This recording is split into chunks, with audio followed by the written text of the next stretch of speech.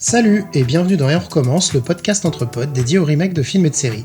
Je suis Bastien et avec moi il y a les amis de toujours, Cynthia. Salut. Élise. Salut. Et Hugo. Salut. Alors mine de rien, Cynthia m'a glissé à l'oreille il y a pas très longtemps que c'était le 20e épisode du podcast. Oui. Allez. Oh.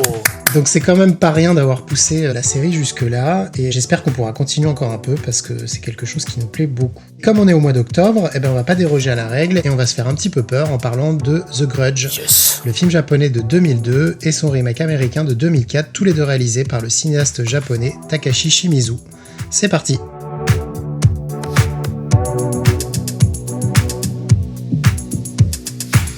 À l'origine de cette saga, il y a un créateur, Takashi Shimizu, qui commence par quelques courts-métrages à la fin des années 90, Katasumi et 4444, en gros 4 puissance 5, Waouh.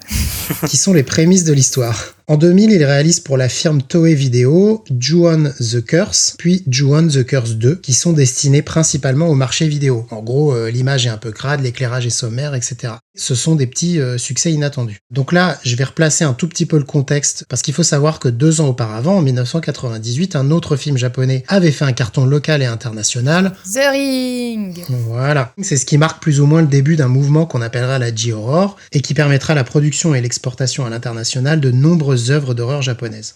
Les histoires sont souvent basées sur les yurei, j'espère que j'écorche pas les mots, littéralement des fantômes en japonais, qui sont dans les croyances japonaises des esprits ayant quitté leur corps mais qui ne sont pas montés au paradis car ils ont gardé leur chagrin, leur colère ou leur regret. Ces yurei sont souvent représentés avec de longs cheveux noirs, une robe blanche et n'ont pas de pieds. On parle aussi de l'onryo, plus assimilé à un esprit vengeur. C'est donc pour ça que les producteurs décident de parier sur Ju-On, qu'on pourrait traduire par malédiction et rancune.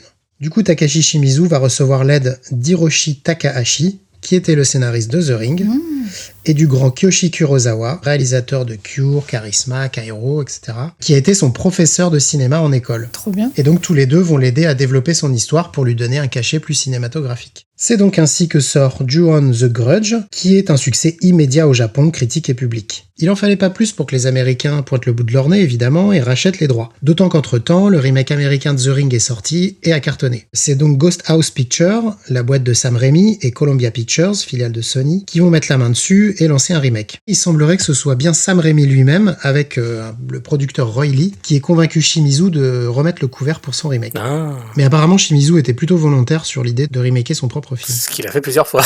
Oui, il l'a fait 150 fois. Il doit bien connaître son film. Entre-temps, Shimizu, il a déjà mis en boîte la suite de sa version japonaise, Ju-On the Grudge 2, qui est sorti peu de temps au Japon avant le remake US. Et pour Sam Raimi, par contre, il était hors de question de transposer l'histoire aux États-Unis. Je le cite, « La puissance du récit, son climat s'en serait trouvé appauvri. La peur qui naît du film naît aussi des lieux dans lesquels l'action se déroule. » On n'aurait pas dit mieux, Sam. Voilà, petite question rapido sur le film américain. Est-ce que vous avez une idée de qui a été pressenti pour jouer le rôle principal ? Quand t'as parlé des fantômes qui étaient coincés à cause de leur chagrin et tout, ça m'a fait penser à Jennifer Love Hewitt dans Ghost Whisperer, là. Ah, mais oui, c'est vrai. Et sinon, ouais, je pensais à Reese Witherspoon, qui a jamais fait de film d'horreur, mais qui pourtant, je pense, serait capable. Ouais, au début de sa filmo, elle avait fait des trucs un peu plus borderline, mais ouais. Ouais. Apparemment, le premier choix des producteurs, c'était l'actrice Selma Blair. Ça me dit rien.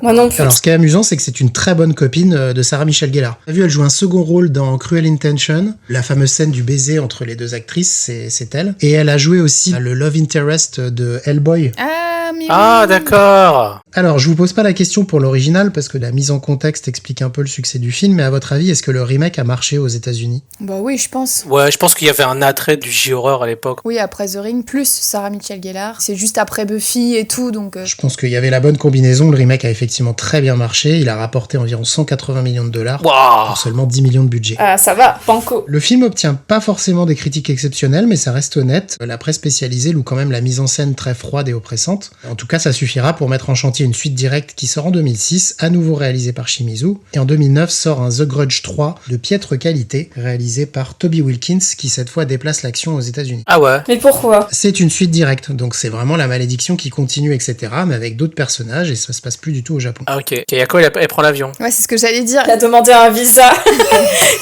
Ça ne l'arrête pas, un petit vol en avion. Il faut refaire les passeports et tout, et les cheveux en avant, ça marche pas. À se faire emmerder pour la photo. En 2019, on a eu le droit à une sorte de legacy sequel américaine qui a fait un four total, et puis une mini-série japonaise en 2020 sur Netflix qui se veut plus réaliste, qui s'appelle Ju-On Origins. Ça peut être pas mal, ça. Au Japon, la saga a continué avec 4 films plus ou moins proches de l'original, dont l'un au formidable titre Ju-On The Beginning of the End. Et puis, le personnage du fantôme de The Grudge étant devenu extrêmement populaire, on a droit à une rencontre au sommet face au fantôme de The Ring, avec Sadako versus Kayako en 2016. C'est Jason versus Freddy version japonaise, quoi. Voilà, rien que de l'évoquer, j'ai envie de voir le truc. Ouais. Là où on en arrive, je pense qu'il faudrait peut-être résumer un petit peu. Cynthia, je te laisse nous raconter le pitch de l'histoire, qui prend des chemins un peu différents selon les films. Alors, les deux films s'ouvrent sur un texte sur fond noir, et donc ça dit « La malédiction de celui qui meurt en proie à une puissante colère se manifeste dans les endroits où ce dernier a vécu. Ceux qui y sont confrontés meurent et la malédiction perdure. » Donc en gros, le point de départ des histoires dans les deux films, c'est le personnage d'une jeune assistante sociale qui est appelée à bosser dans une maison de famille pour s'occuper d'une vieille dame qui apparemment aurait été abandonnée par sa famille. Et c'est peu après que la malédiction va se manifester et se propager à travers les fantômes d'un jeune enfant, Toshio, et de sa mère, Kayako. Avant d'aborder les détails des films, une question toute bête, parce que moi je n'avais vu à l'époque que le remake. J'ai découvert l'original pour cette occasion. J'avoue que je me suis tapé une bonne frousse. Je voulais savoir justement quel était votre rapport aux films d'horreur. Moi, j'adore les films d'horreur. Je crois que c'est mon type de film que j'adore le plus. Parce qu'en fait, je trouve que c'est un genre de film qui me rend actif, en fait, dans le visionnage. Ok. Je dois être présent, réagir, mettre les mains devant les yeux pour pas flipper. Ouais. Mais en fait, c'est un type de cinéma qui, je trouve, l'implique plus la personne à regarder le film qu'autre chose. Oui, ça te fait réagir. Et aussi, je trouve que c'est l'une des meilleures expériences qu'on peut avoir au cinéma. J'ai vu la dernière fois à Weapons. Les évanouis. Et en fait, toute la salle réagissait à la moindre chose, quoi. Les gens rigolaient, les gens sursautaient, les gens insultaient le film de leur avoir fait peur avec un jumpscare. C'est vraiment l'expérience primaire de cinéma. Tu sens que tu partages le film avec les gens. Ah, je suis d'accord. Et c'est quelque chose que j'adore vivre. C'est le sens du cinéma, en fait, qui est un spectacle de masse et que j'adore. Mais après aussi, j'ai un gros passif de tous les cinémas de Stuart Gordon, John Carpenter, Joe Dante. Et après, est-ce que j'aime avoir peur ? Non.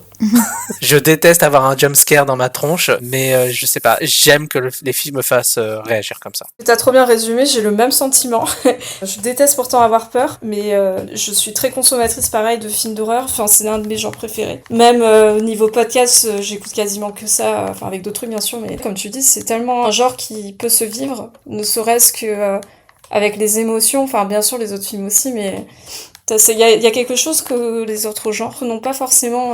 Il y a quelque chose de viscéral et presque forcé, en fait, sur lequel tu peux pas y échapper. Tu vois, moi, je déteste avoir peur, je déteste les jumpscares, mais je suis la première à aller voir Conjuring et je suis la première à me dire, ah, vas-y, ça va être trop bien. Ouais, moi aussi, j'aime bien et là, j'ai aussi été voir le dernier Conjuring et c'est vrai que toujours dans le dernier tiers, moi, je trouve ça très éprouvant, en fait, ce qui se passe. Et c'est à ces moments-là que je me dis, mais pourquoi je regarde ça, en fait ? Mais je sais pas, je suis quand même venue le voir. À la fin, je suis quand même contente et j'irai voir le prochain. Mais sur le moment, des fois, je me dis, mais pourquoi, en fait, on s'inflige ça, quoi ? Je pense quand même que j'ai une petite préférence pour les films d'horreur qui sont un peu fun, genre Destination Finale ou Wedding Nightmare, là, je sais pas si vous l'avez vu. Ouais. Ou les Chucky de l'époque, les trucs comme ça. Ou alors les films qui sont peut-être un peu plus mystérieux, comme Esther et tout ça. Mais en tout cas, j'aime pas trop les films qui sont très gore, les films où il y a de la torture. Et c'est moins mon truc. Et toi, Bastien ? Bah, de toute façon, je suis assez d'accord avec vous. En fait, l'horreur, c'est d'abord un sentiment de gamin. On va au vidéoclub, on loue des films et on voit des jaquettes de films où il y a des trucs, waouh, qu'est-ce que c'est que ce machin ?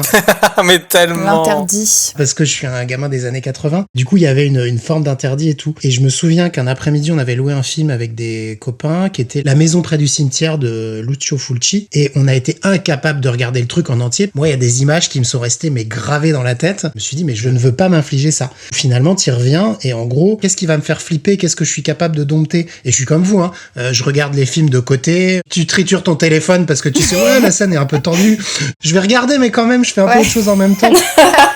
Puis au ciné, c'est pareil. Je me souviens d'avoir vu The Descent de Neil Marshall. Ah là là. Le trauma. Ah bah voilà, mais la séance était géniale parce que toute la salle réagissait au truc. T'as ceux qui rigolent, mais nerveusement. Ah oui, oui. Ça a été mon premier trauma de film, je pense. Ah ouais ? Parce que mon père m'a voulu me faire regarder, je devais avoir 13 ans. Il m'avait dit, ouais, c'est rien. Le mec, Il y a quoi. des petites créatures, mais rien de grave. Et moi, j'ai regardé ça un dimanche après-midi, tu sais, tranquille. J'en ai fait des cauchemars, mais vraiment tétanisé. Même à l'intérieur de l'horreur, c'est bourré de sous-genres. Et du coup, tu peux vraiment en avoir pour ton compte. Tu choisis ce que tu vas aimer. Alors. Et en fait, la peur, c'est un sentiment tellement primaire. C'est génial, en fait, de faire vivre ça aux gens. Ouais. Je crois que la dernière fois j'ai été traumatisée au ciné, c'était pour Alien Romulus. Ouais. Bon, moi j'ai pas vu dans les meilleures conditions, j'étais enceinte, donc c'était pas... Ah oui. T'as le ventre qui bouge en même temps. C'est parfait, tu veux dire. T'avais l'expérience 4D, Elise, super. Incroyable. Pour situer un peu mieux les films, on va peut-être revenir très rapidement aux personnages, parce qu'il y a pas mal de similitudes et en même temps pas mal de différences. Le film est introduit par le personnage de Rika, joué par Megumi Okina, qui est donc la jeune assistante sociale. Et dans le film américain, c'est le personnage de Karen Denver, qui est joué par Sarah Michelle Gellar. C'est les deux personnages qui se ressemblent le plus entre les deux films. En tout cas, dans leur rôle à l'intérieur de l'histoire. Elles sont à peu près le fil rouge qui permet de faire le lien entre les différents arcs. Les deux personnages aussi vont avoir un premier contact avec la malédiction à travers le personnage de Toshio, qu'elles vont d'abord essayer d'aider. Vous avez un avis, non, sur les actrices, sur Sarah Michelle Gellar J'ai pas de truc négatif comme positif. Je trouve que c'est une bon protagoniste qui fait bien avancer l'histoire. Ouais. Aucun des personnages dans les deux versions, je trouve, ne ressort comme un personnage principal ou... Il y a trop de personnages en fait, et du coup, c'est un bon personnage dans son utilité qu'elle a par rapport au film. Bah, quand même plus que dans le japonais. On la suit du début à la fin quand même, c'est la Final Girl. Donc tout se fait grâce à elle, c'est elle qui enquête. C'est un peu le fil rouge de tout le film. C'est vrai qu'elle a plus le fil rouge que le personnage de Rika dans la version japonaise. Bah oui, c'est ça, ouais. Surtout qu'en plus, certaines scènes qu'elle a dans le film américain, c'est des scènes que d'autres personnages ont dans le film japonais. Et ça, c'est le gros travail qui est fait justement dans l'américanisation du film, de simplifier d'une certaine manière l'intrigue pour la rendre plus claire. C'est peut-être d'ailleurs un point positif du remake. Bah après, moi je trouve que si on parle juste de l'actrice, en fait, moi j'adore Buffy, j'adore Sarah Michelle Gellar, mais en fait, je trouve qu'elle joue super mal en vrai. En fait, dans le film, je la trouvais pas spécialement convaincante. Alors je sais pas si c'est parce que elle a été dirigée par un japonais, donc ils avaient pas du tout la même langue, ils sont passés par des traducteurs et tout. Ah, je vois ce que tu veux dire. Est-ce qu'en fait c'est juste qu'elle joue mal ? Je sais pas à quoi c'est dû, ou si c'est juste moi. Mais c'est vrai que quand je regardais, je me disais, mais en fait, il y a plein de moments où... elle a pas vraiment de réaction. On ressent rien de spécial, enfin je sais pas. Je la trouve pas trop mal, mais effectivement elle est un petit peu en retrait. Après, comme tu dis, Shimizu ne parlait pas anglais. Il s'est servi de ça pour justement avoir une relation un peu distanciée avec les acteurs et ne pas leur donner tant d'informations que ça en fait, pour jouer d'une certaine confusion. On est quand même sur des personnages américains qui sont au Japon, donc ils sont un petit peu perdus. Et après, par rapport à son personnage, je trouvais que c'était un peu le cliché de la cool girl, où elle avance carrément son réveil le matin pour avoir le temps de coucher avec son mec, elle met ses t-shirts propres dans son tiroir, et c'est un peu cliché, quoi, on va dire. Mais bon, après, c'est un film d'horreur, faut pas non plus trop en demander aussi. Le personnage est écrit pour un film américain, du coup, au-delà de son côté déraciné, il y a un truc où le cinéma américain a besoin de prendre le spectateur par la main. Oui, c'est ça, ouais. Un personnage comme celui de Rika au Japon, où effectivement on sait quasiment rien d'elle, on a très peu de contexte, ouais. Et elle est malgré elle actrice du truc, c'est très déroutant. Je pense que les Américains ont dû se dire oh là là, attends, il nous faut un point d'ancrage, ce sera ce personnage, ce sera Sarah Michelle Gellar, puisqu'elle est bien connue du public. Oui, mais du coup c'est vrai que ça rend le truc beaucoup plus classique, parce qu'il y a vraiment une enquête quoi, qui est amenée par Karen, et effectivement tu l'as dit, c'est beaucoup plus simple à suivre, mais ça rend le film peut-être un petit peu trop classique du coup, parce qu'on a vu ça dans The Ring en fait. Je pense qu'ils ont pas voulu trop déranger le public américain avec une suite narrative un peu plus classique. Alors, les autres personnages, je vais passer rapidement dessus. On a juste la famille Katsuya au Japon, qui est la famille Williams aux États-Unis. C'est les deux familles aussi qui introduisent l'histoire, mais sous forme de flashback. Les déroulés de leurs histoires sont relativement identiques. On a également l'inspecteur Toyama dans la version japonaise, qui est en gros un inspecteur qui a enquêté sur un meurtre originel mais qui ne fait plus partie de l'histoire et que les flics actuels vont venir chercher pour aller essayer de comprendre certaines choses. Tous ces flics en gros sont condensés en un seul personnage dans la version américaine, qui est l'inspecteur Nakagawa, qui lui n'est pas au courant de la malédiction. Mais tu vois, rien qu'en expliquant tous les personnages, tu comprends déjà le point faible du film. Oui, non mais je vois bien, puisque même moi quand j'essaye d'expliquer, je m'y perds, etc. J'essaie de rester clair. Et c'est vrai qu'on n'a pas dit là, mais dans tous les personnages à part l'inspecteur, dans le film américain, le remake, c'est que des blancs en fait qui jouent, alors qu'ils sont au Japon. Donc ouais, c'est la diaspora américaine, elle est forte au Japon. Ouais, c'est clair. Après, c'est l'idée de jouer en fait sur ce déracinement. On l'avait dit, Sam Raimi voulait pas délocaliser l'histoire aux États-Unis. C'est une histoire de folklore typiquement japonais. Et en tout cas, je trouve que c'est vraiment une très bonne idée d'avoir joué sur ces personnages d'étrangers dans un pays qu'ils connaissent pas ou qu'ils maîtrisent pas en tout cas. Ça fait la force du film. Oui, mais pour la famille, je trouve qu'il n'y avait pas forcément besoin. Oui, c'est vrai. Karen aurait très bien pu aller aider une famille japonaise. Pourquoi il fallait qu'elle aille aider une famille américaine? Enfin, il n'y avait pas vraiment de lien. Moi, j'ai pas trouvé ça très utile. C'est vrai, ouais. Et en plus, je trouve que ça rend toujours le côté un peu magie japonaise asiatique. Au Japon, il existe une malédiction. Je suis moi aussi entrée dans la maison, tout comme vous. Il est dit au Japon que lorsque une personne meurt dans un sentiment de chagrin ou de rage, ce sentiment perdure et s'installe dans l'endroit où ça s'est passé. Le souvenir du drame se répète sans cesse à cet endroit. Et la mort s'y installe, tuant toutes les personnes qui l'approchent. Bah, ça va même plus loin. Enfin, le fait qu'il y ait Bill Pullman, encore un Américain, la nana, elle est obsédée par lui. Il fallait que la japonaise elle soit amoureuse du seul prof occidental du coin. Ah oui, c'est vrai. Ça va dans ton sens, Hugo. Justement, je voulais juste parler de derniers personnages qui sont peut-être les personnages principaux du coup. Oui, au final. C'est Kayako et Toshi. Donc juste pour résumer rapidement le truc, Kayako c'est le fantôme qui va terroriser les personnages, mais qui est plus ou moins secondé par Toshi qui est probablement son fils. Il y a un troisième fantôme, mais je vais pas m'attarder. Ah, le petit chat! Mais c'est vrai, le chat! Tout à fait, je l'oublie. Le petit chat. Il y a aussi le fantôme de Takeo, c'est le mari qui aura tué sa femme, Kayako. Tout démarre de Takeo, probablement trompé par Kayako. C'est assez explicite dans la version américaine. Ouais. C'est moins clair dans la version japonaise. Mais après, c'est un peu bizarre parce que c'est comme si les Américains disaient c'est moins pire d'être folle obsessionnelle et suivre quelqu'un plutôt que d'avoir une liaison, quoi. Dans tous les cas, il y a un truc très très déshonorant dans la société japonaise, de l'infidélité. Ouais, voilà, c'est ça. Qu'est-ce que vous pensez de Kayako, le personnage, le fantôme de Kayako? Il vous fait peur et pas du tout? Il y a tous les trucs pour faire flipper. Effectivement, je trouve qu'elle fait flipper, mais je trouve que dans l'original, il y a certains moments où limite on peut avoir de la peine pour elle quand elle descend les escaliers à la fin et qu'on éprouve un petit peu de compassion. Et je trouve que comme le film commence quand même par un flashback où on voit plus ou moins son mari qui la tue,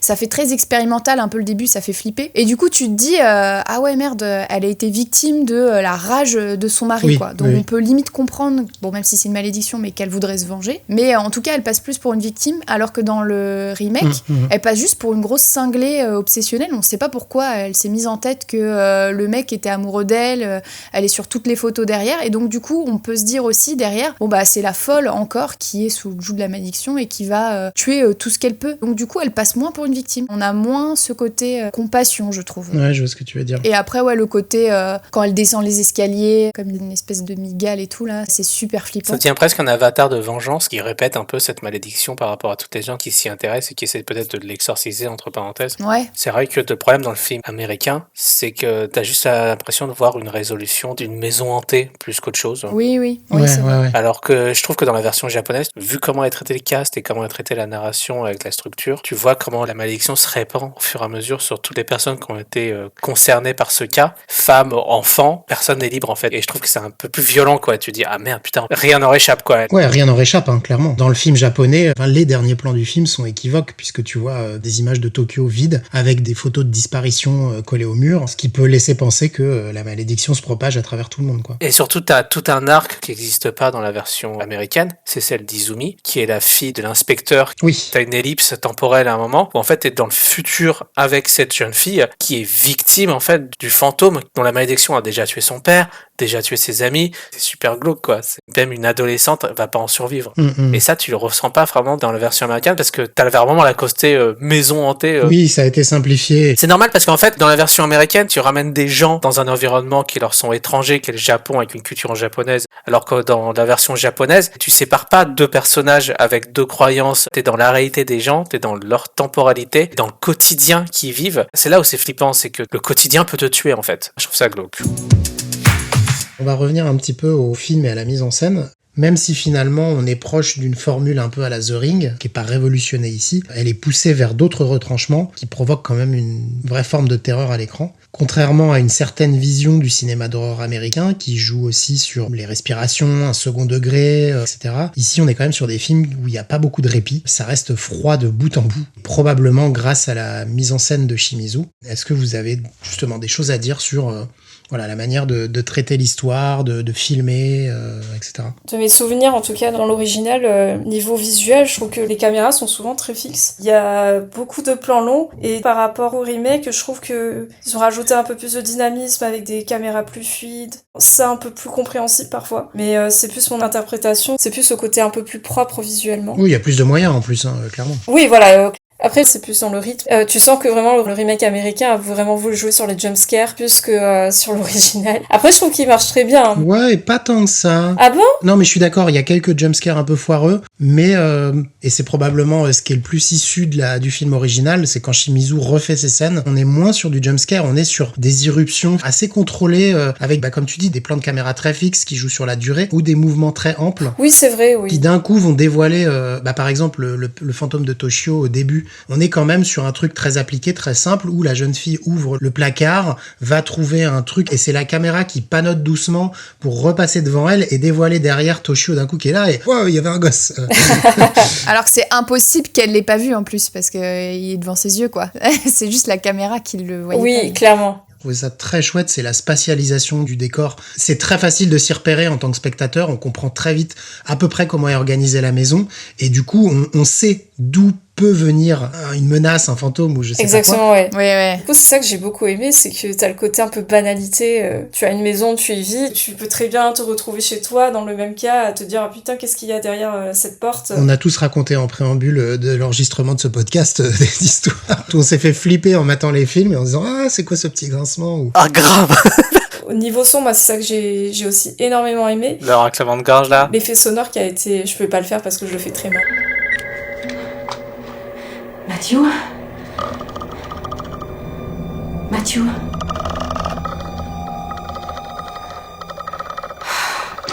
Matthew, s'il te plaît.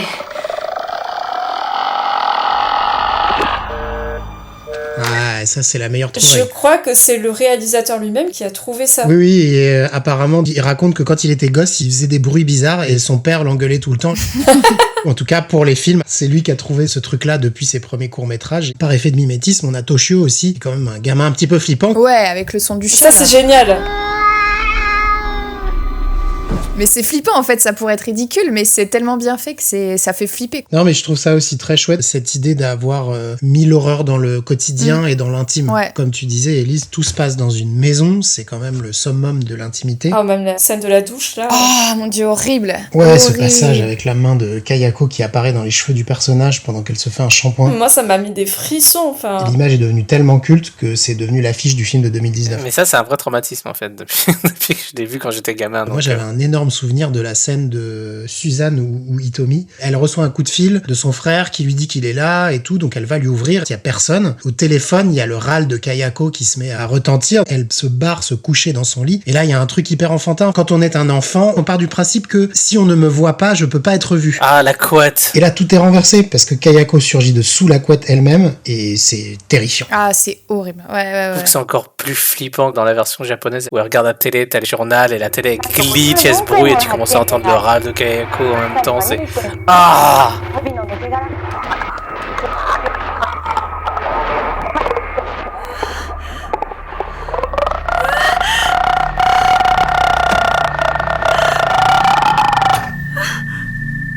Ah, c'est ça, il y a autant une trouvaille visuelle qui est peut-être plus simple que The Ring sur le personnage de Kayako, mais en tout cas, il y a tout l'apport du travail sur le son qui est assez génial. Ah oui. Par exemple, j'ai très peu de souvenirs de la musique du film japonais. Ça m'a pas marqué, il y a presque pas de musique, c'est très léger, quoi. Non, j'allais le dire, le traitement du son dans la version japonaise, des sons d'ambiance, ils sont presque, je sais pas si c'est la version qu'on a vue, mais ils sont presque binauraux, c'est-à-dire tu repères d'où ils viennent de droite à gauche et c'est un peu flippant. C'est oppressant là-dessus. Oui, parce que à l'inverse, le film américain a quand même beaucoup plus de musique. Ça se ressent beaucoup. Il n'y a pas besoin, en fait. La tension est déjà là. Et en fait, il faut rajouter de la musique pour surdramatiser les choses. Et du coup, l'effet est inverse. Ce qui est assez dommage parce que le score est composé par Christopher Young, qui est un très chouette compositeur, qui a bossé sur Hellraiser, Freddy, les films de Sam Raimi, justement Spider-Man 3 ou Jusqu'en Enfer. Ouais, quand même. Et il y a vraiment un thème qui est assez joli, avec un petit peu de mélancolie. Mais voilà, en tout cas, j'ai trouvé qu'elle était peut-être en trop à des moments sur la version américaine. De toute façon, la version américaine, tout est un peu trop aussi. Effectivement, dans l'original, c'est un peu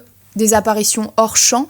On voit assez peu, finalement, je trouve, le visage de Kayako au début du film. Alors que dans le remake, on le voit tout de suite très vite son visage. Oui, ses yeux en tout cas. Ouais. Il y a un peu ce côté de il faut le montrer et il y a aussi un peu plus de CGI.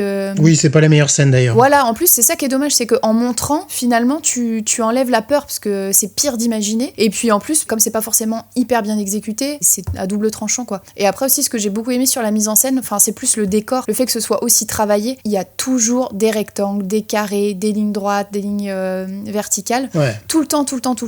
Ah, c'est Et marrant, en j'ai fait, pas remarqué. c'est pour de vrai ou... Ah ouais? Ouais, pourtant c'est un truc assez récurrent du cinéma d'horreur japonais quand même. Bah c'est ça, dans Ringu là. Ou justement des films de Kiyoshi Kurosawa, il y a beaucoup ça en fait, les décors très nets, très découpés, et justement de jouer là-dessus quoi. Et moi je trouve ça ouf, ils sont tout le temps bloqués dans un couloir, entre deux portes, entre des barreaux, ça délimite tout le temps les seuils. Tu crois qu'il y a aussi cet effet d'enfermer les personnages dans des endroits exigus, pas trop montrer le contre-champ, et pour voir qu'il y a une menace en extérieur qui arrive vers eux? Ouais, puis pour montrer qu'ils sont coincés, je pense, avec la malédiction, ils peuvent pas s'échapper. Enfin, en tout cas, il y a ce côté un peu claustro. En tout cas, ce qui est cool, c'est que comme c'est le même réal sur le remake, j'ai trouvé qu'il y avait beaucoup d'endroits, surtout dans la maison, t'as plein de petits rectangles, et c'est tout le temps, longiligne. Même le personnage au début qui meurt, la femme de Katsuya, je crois qu'il s'appelle, elle a un pull marron avec des lignes aussi marron. Et je me suis dit, même dans les vêtements, ils ont fait gaffe à comment les habiller. Et elle, on sent qu'elle est foutue parce qu'elle a ses lignes directes sur elle et tu te dis, c'est mort, quoi. Et aussi, pour aller dans le sens d'Élise, où tu disais que c'était plus dynamique et tout, je pense aussi que c'est le montage. Le rythme, il est quand même plus lent dans l'original, alors qu'il est un peu plus dynamique dans le remake grâce au montage. Moi, c'est juste le montage que je préfère dans The Grudge 2004, mais malheureusement, j'ai vu du coup l'original, j'étais un peu fatiguée, et c'est vrai que l'ambiance était très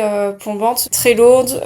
Justement, ça fait une transition sur la structure temporelle des films. Sur le film japonais, on a quelque chose qui est très très éclaté, puisque le film est découpé en plusieurs chapitres qui chacun vont jouer d'un retour en arrière ou en avant. Et sur la version US, on est dans un film qui finalement est assez linéaire, mais entrecoupé de flashbacks qui vont venir redonner une autre lecture. Il y en a moins, ça trouble moins la linéarité du récit, mais je trouve ça quand même intéressant d'avoir gardé un petit peu ça. Est-ce que vous avez quelque chose à en dire? C'est marrant parce que je dirais plus que le japonais est une version plus linéaire. Ah ouais? Parce qu'en fait, chronologiquement, les choses se passent, à part le passage avec Izumi qui est une espèce de flash forward, puis après tu reviens dans le passé avec Rika. Alors que la version américaine, ça s'ouvre avec le suicide de Bill Pullman, puis après t'as la meuf qui se fait tuer dans le grenier, puis après t'as Rika, puis après t'as la famille dans le passé. Je sais pas, je le trouve quand même assez éclaté quoi, le film US. Ah, moi j'ai trouvé plus simple à suivre. Ah ouais, non, ouais, c'est clair. Ah, c'est marrant, chronologiquement, j'ai eu plus de facilité avec la version japonaise. Et t'as vu lequel en premier, Hugo? L'américain. Ah, c'est peut-être pour ça. Peut-être qu'effectivement, suivant comment tu le découvres, comme tu connaissais déjà l'histoire, quand t'as vu la version japonaise, t'étais pas perdu puisque tu savais déjà ce qui allait se passer. Sauf à part avec le passage avec Izumi où j'étais perdu, je comprenais pas ce qui se passait. Oui, parce qu'il y a pas ça dans le remake, il y a pas de futur. Ouais. Je pense qu'effectivement, si tu commences par le japonais, quand tu regardes l'américain, tu comprends mieux. Mais de façon objective, le film est quand même plus simple à comprendre dans la version américaine. Ah ouais. Je pense que Shimizu a dû se plier quand même à l'exercice de réécrire son scénario. Oui. Le scénariste est américain, hein. Il a forcément pris le matériau de base et s'est dit Bien sûr. comment je clarifie les choses. Du coup, c'est un peu surexpliqué. Ouais. D'où aussi, à mon avis, ce que tu disais, Cynthia, le personnage de Karen, qui finalement devient l'enquêtrice. Oui. Parce que aussi, ça permet de faire tenir le spectateur et de lui expliquer cette malédiction. De lier, quoi. Là où le film japonais Ouais. reste presque hermétique à ça, avec sa temporalité qui est complètement déconstruite, il te laisse toi-même en tant que spectateur retrouver, réimbriquer les morceaux. Ouais. Quand on présente le film à un spectateur américain, il faut qu'il comprenne. Si le spectateur basique américain ressort du truc en disant « Putain, j'ai rien compris à cette histoire », il y a un problème pour eux. Ouais. Alors que, à mon avis, les côtés Japon, ils écrivent comme ils ont envie de l'écrire et ils se posent pas la question, enfin, en tout cas pas à ce point-là, de savoir si le spectateur va tout comprendre. Mais du coup, je trouve que c'est un tout petit peu dommage parce que dans la version japonaise, on s'attache un peu moins aussi au personnage. Même si Rika, à la fin, on est quand même un peu triste, spoiler, qu'elle meurt. Mais du coup, on s'attache quand même moins parce que comme on essaye de plus réfléchir, on est un peu moins dans l'émotion peut-être que dans le remake où déjà on a une héroïne qu'on connaît, enfin l'actrice on la connaît, donc forcément on s'attache à elle direct. Et en plus, on la suit tout le film. Moi, en vrai, j'aime bien quand c'est un peu éclaté comme ça et où tu te poses des questions tout le long parce que il y a quand même une sorte de petit challenge / fierté quand tu comprends. Mais c'est vrai que le fait de comprendre tout du premier coup, c'est aussi cool pour ressentir des émotions et un peu plus d'empathie avec les persos, quoi. Il y a aussi un petit truc que j'ai noté, c'est que vu que le film américain joue sur le principe de l'isolement, donc des personnages qui sont déracinés, qui entrent dans une autre culture, il y a quand même plusieurs scènes où Sarah Michelle Gellar cherche son chemin, Oui. Il y a l'autre personnage de Cléa Duval qui est au supermarché, qui sait pas trop quoi acheter, elle dit à son mari d'ailleurs qu'elle est un peu en dépression, qu'elle est paumée. Elle est solo, ouais. Et donc du coup, il y a vraiment un truc qui joue sur le sentiment d'isolement, mais qui est très très féminin. Oui. Les deux américaines sont venues au Japon pour suivre leur conjoint en plus. C'est même finalement le personnage de Kayako qui va être obsédé par un de ses profs. Et ça aussi, c'est un truc qui vient isoler le personnage sur un sentiment caché. Enfin, c'est intéressant en tout cas ce que le film raconte un petit peu à ce niveau-là, quoi. Jenny, tu es sûre que tout va bien? Qu'est-ce qu'il y a? Je suis allée faire un tour hier. Juste comme ça, pour voir. Et j'étais totalement perdue. Je n'ai rencontré personne qui parlait ma langue et aurait pu m'aider. Ça va très vite s'arranger. Je te le promets. Oui, mais après, c'est vrai que dans le film japonais, dès le début, la femme de Katsuya, Oui, Katsuya. elle est femme au foyer, en fait. Et tu sens aussi qu'elle est très seule. Donc elle a pas ce côté perdu dans une nouvelle culture. Elle doit s'occuper de sa belle-mère, mais son mari, il a l'air d'en avoir un peu rien à faire. Donc elle est vraiment isolée. Elle a pas d'enfant, elle a rien, elle se retrouve solo dans sa maison. Dans le remake, par contre, même si elles sont perdues, bon, elles peuvent compter sur leur mari, quoi. À chaque fois, ils leur disent si tu te sens pas bien, on pourra repartir, etc. Mais c'est vrai qu'il y a quand même un truc où elles sont très seules. C'est cool d'avoir mis ça et aussi d'être aussi perdu que le personnage. Ah, carrément. Et ça, c'est pas mal. Franchement, c'est la bonne idée du film. Le fait d'avoir vraiment gardé tout ça au Japon, c'est super. Sinon, on aurait perdu, en fait, toute cette ambiance. Ouais, je pense qu'on se serait retrouvé avec un film quand même assez basique qui serait Ouais. trop allé sur les terres du cinéma d'horreur américain avec ces histoires de fantômes qu'on a déjà vu beaucoup. Et franchement, les films sont interchangeables, quoi. C'est ça. Alors, on va conclure, je pense, et vous allez nous dire si vous avez préféré l'un des deux films. Faudrait que je retente de le revoir, surtout, mais par principe de compréhension, je suis plus sur The Grudge 2004. Je trouve que c'est un peu plus narratif, mais aussi parce que c'est plus grand public. Même si je suis d'accord avec toi, Cynthia, je trouve pas que l'actrice joue extrêmement bien, mais je trouve que ça va avec le type de film qu'on regarde. Pour moi, ça me va très bien. Ouais, je pense que j'ai préféré quand même le remake. Ok. Après, je préfère largement l'atmosphère de l'original. Je trouve beaucoup plus expérimental. Il y a quand même quelque chose que le remake manque un peu là-dessus. Oui, du coup, moi, je suis assez partagée. Je trouve qu'il y a des qualités dans les deux. Je pense que j'ai quand même une mini préférence pour le côté beaucoup plus réaliste du film japonais. Et je pense le dépaysement total, parce que même s'ils ont essayé de garder ça dans l'américain, on est un petit peu plus tenu par la main. Et je pense que j'ai bien aimé, mais je pense que c'est parce que j'ai pas l'habitude de regarder des films japonais d'horreur. Donc j'ai bien aimé l'expérience. Après, j'ai quand même préféré The Ring, par exemple, à Ju-On, parce que je trouve qu'il y a certains moments qui sont limite ridicules, en fait. Il y a plusieurs moments où le jeu des acteurs, mais c'est normal, c'est un jeu qu'on connaît moins, m'a un peu sorti du film. Ouais, pareil. Puis voilà, en fait, non, sincèrement, je suis très partagée, mais si là je devais en revoir un, je sais que j'aurais plutôt tendance à revoir l'original, mais sincèrement, pour moi, les deux sont assez équivalents. Je pense que je vais dire la même chose que Cynthia. Je trouve que les deux se valent, mais c'est vrai que la version japonaise, elle a un côté un peu plus angoissante, étouffante, proche d'un film d'horreur que je conseillerais à des gens qui aiment les films d'horreur mais qui sont pas familiers avec les films d'horreur japonais. Peut-être un peu plus que The Ring, où au final The Ring ressemblait un peu plus à une espèce d'enquête Oui, c'est vrai. qui conduit à un climax d'horreur, alors que là, dès le début, en fait, on est enfermé dans une horreur et